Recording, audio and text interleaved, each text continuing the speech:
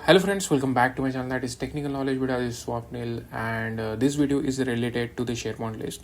Let's say this is one of my SharePoint list, and if I done some changes accidentally, I want to do it for particular record. Let's consider OM. Okay, I will make some changes accidentally. Let's say OM.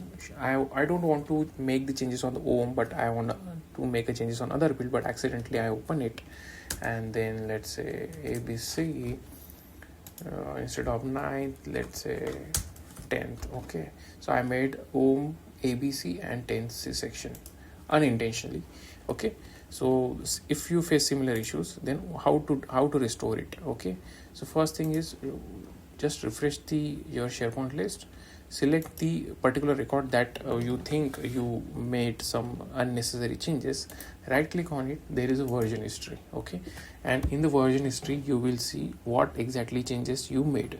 So initially it was OM. Okay, now I have made it as a OM ABC. Okay, and instead of 9th I made it as a 10th C section. Okay, initially it was 9th C section and now it's 10th C section. Now how to reverse the changes? For that, what you have to do is you have to just because the latest version is 4.0, initial version is 3.0.